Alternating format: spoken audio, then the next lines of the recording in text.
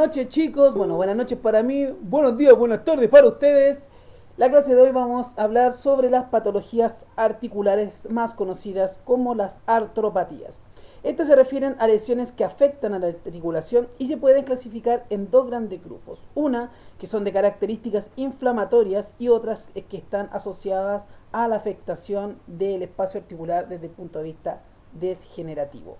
¿Qué es lo importante? Lo importante de esto es que se intenta, por ejemplo, determinar de manera precoz la afectación de estas articulaciones y también tratar de hacer un pronóstico desde el punto de vista de las posibles complicaciones y las evaluaciones de las progresiones de las patologías articulares y también, por ejemplo, valorar las respuestas al tratamiento y de esta manera ayudar a la elección del procedimiento quirúrgico en el caso que sea necesario. Entonces, antes de adentrarnos, tenemos que hablar un poco qué son las articulaciones. Las articulaciones, ¿cierto?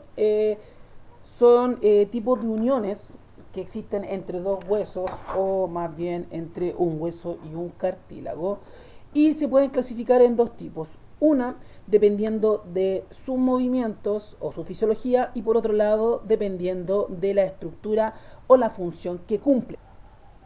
Entonces aquí por ejemplo tenemos un esquema en el cual se hace una clasificación según el movimiento. Tenemos la sinartrosis, que son las articulaciones no móviles, las anfiartrosis, que son semimóviles, y las diartrosis, que son móviles. Este tipo de clasificación que habíamos visto anteriormente ha traído un poco de complicaciones, por lo tanto se ha intentado clasificar dependiendo de su estructura, más que nada. Entonces tenemos las articulaciones de tipo fibrosas, las articulaciones de tipo cartilaginosas y las que tienen composición sinovial. El primero de ellos, las articulaciones fibrosas, como dice su nombre, son articulaciones que unen tejido fibroso y el grado de movilidad ocurre principalmente en articulaciones fibrosas y depende específicamente de la longitud de la fibra que unen los huesos. Tenemos, por ejemplo, estas fibrosas o también llamadas las suturas. También tenemos las sindesmosis, que consisten en la formación de un tipo de unión a través de lámina. Y estas pueden ser a través de tipo ligamentosa o también pueden ser de tipo fibrosa, como por ejemplo en el caso de la articulación acromioclavicular, y las gonfosis, que tienen que ver específicamente con la articulación entre los huesos del maxilar y el malar, es el maxilar superior y el maxilar y la mandíbula con respecto a los dientes. Con respecto a las articulaciones cartilaginosas existen dos tipos. Estas pueden estar unidas a cartílago hialino, llamada la sincondrosis, o también las sínfisis o las de unión fibrocartilaginosas. Las primarias, la sincondrosis, los huesos son unidos por cartílago hialino, que permite cierto movimiento de flexión en los primeros años de vida. Este tipo de articulación suele ser transitoria, por ejemplo, durante el desarrollo del crecimiento humano, o en su defecto sirve para movimientos como en el caso de las cartílagos articulares de las partes costales. Y las secundarias, las sínfisis, articulaciones fibrocartilaginosas, unen dos huesos y esto que está cubierto por cartílago hialino y los une a través de un tejido fibroso robusto o fibrocartilaginoso. Un ejemplo de esos es la sínfisis púbica y también los discos intervertebrales. Y por último, dentro de las clasificaciones que habíamos mencionado, tenemos las articulaciones sinoviales, que son las más frecuentes y desde el punto de vista funcional podríamos decir que son las más importantes.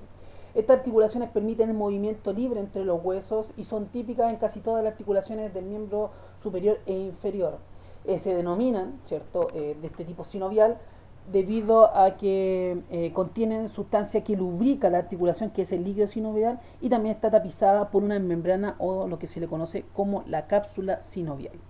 Entonces, dentro de las articulaciones sinoviales tenemos distintos tipos. Una de ellas son las articulaciones planas. Estas articulaciones son muy abundantes y casi siempre son de tamaño pequeño, permiten el movimiento de traslación o deslizamiento, como ocurre en las articulaciones del acromion con la escápula y la clavícula.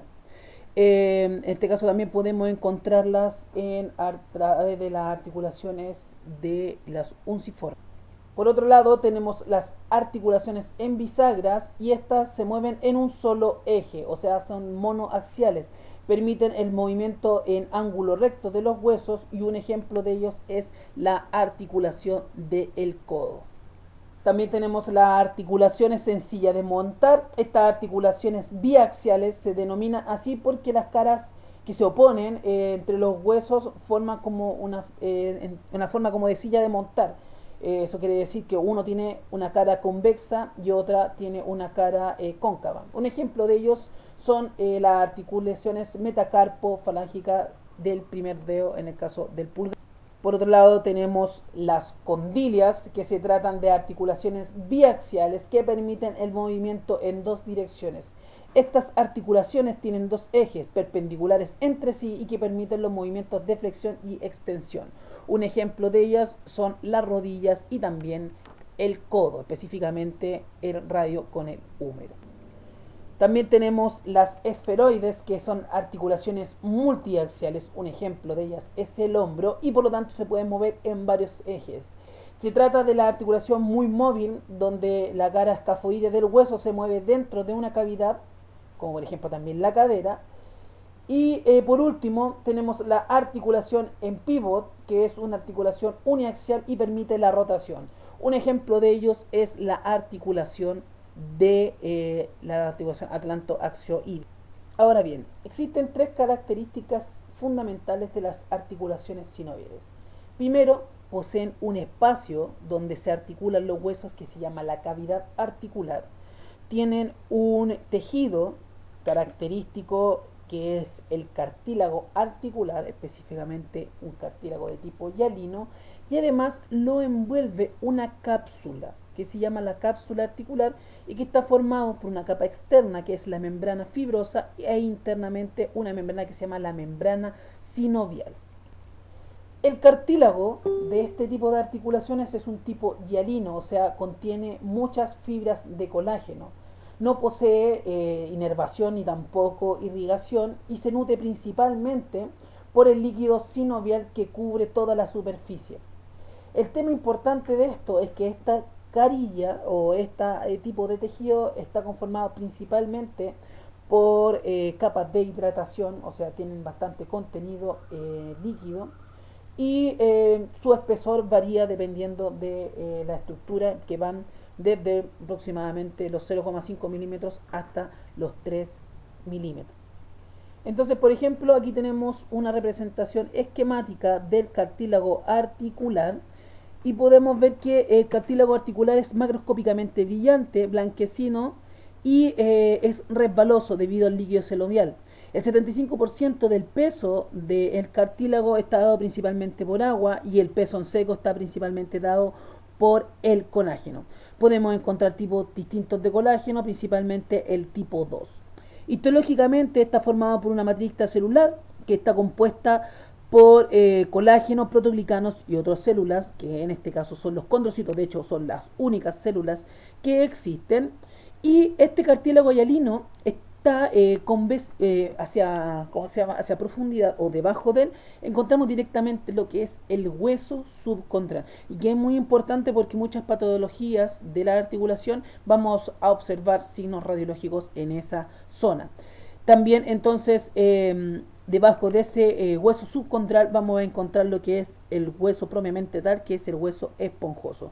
Aquí tenemos una representación esquemática del cartílago articular, que tiene distintas zonas, ¿cierto? En la capa número 1 nosotros encontramos los condrocitos muy aplanados y en pequeña cantidad, ¿ya? Y la zona 2 es la que corresponde principalmente al 60 o al 40% de lo que es el cartílago. Y por último tenemos la zona 3 y la zona 4. Otra característica de las estructuras articulares es que está constituida aparte, por ejemplo, las almohadillas grasas, que las podemos encontrar en codo y también a nivel del tobillo. Podemos encontrar fibrocartílagos que permiten, ¿cierto?, el tema del aumento de la superficie articular, como en el caso de los fibrocartílagos del hombro y de la cadera, como también los meniscos a nivel de la rodilla y el fibrocartílago triangular.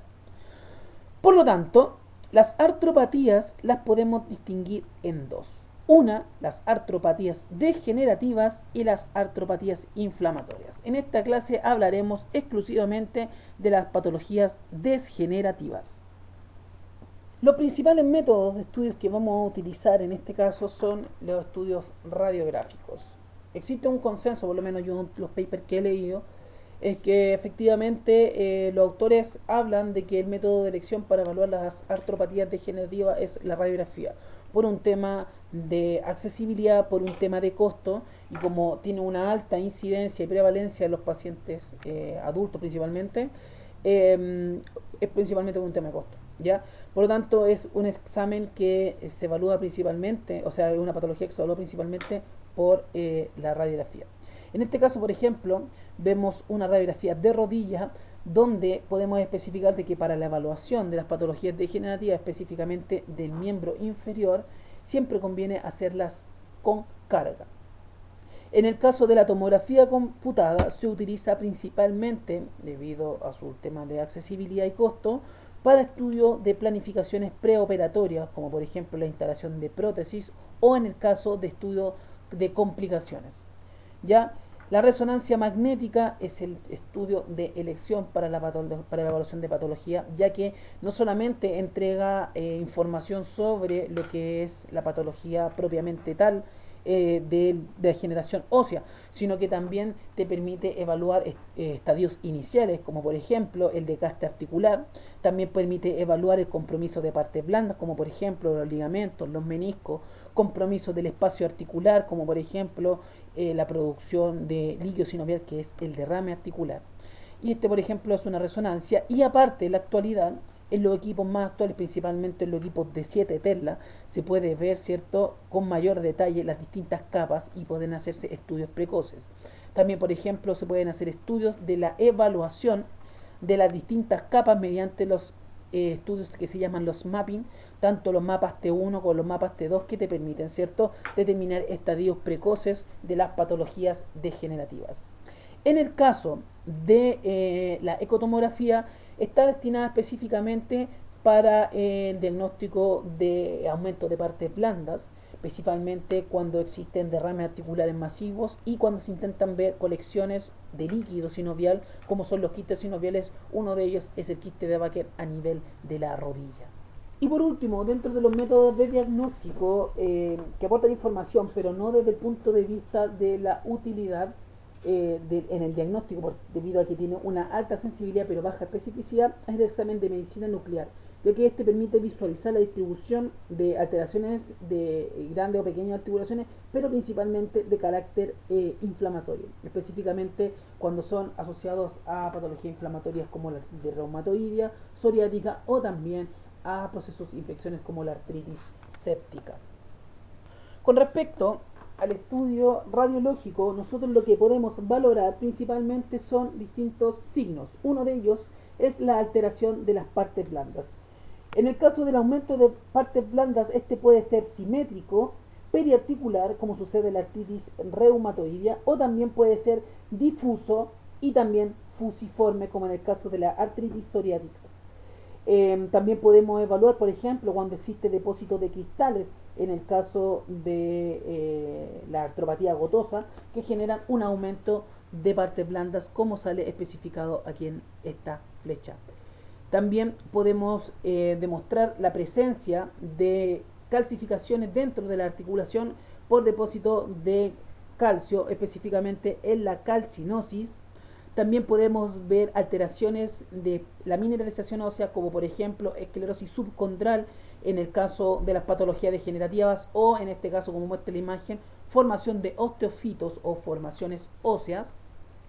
También podemos ver o evaluar alteraciones del espacio articular.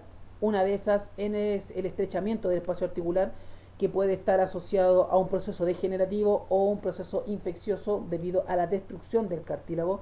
Recordemos que este espacio que existe en una radiografía específicamente es porque existe un componente radiolúcido, como por ejemplo los fibrocartílagos y específicamente los cartílagos articulares.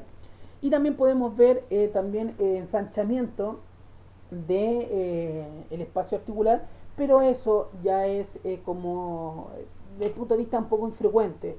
Principalmente se puede ver a un derrame articular, principalmente cuando son artritis aguda o cuando hay material fibroso amiloide, principalmente en los extremos óseos. Y por último, que es uno de los signos radiológicos característicos, es la destrucción ósea y las erosiones óseas, como se observa en este caso en las articulaciones metacarpofalángicas, y se observa, por ejemplo, pérdida del espacio articular con destrucción del hueso y además erosión a nivel más profundo, principalmente en el hueso, principalmente en la parte de la epífisis. Bueno, chicos, esta es la primera parte de patologías degenerativas y después nos vamos a meter de lleno a lo que es patologías degenerativas.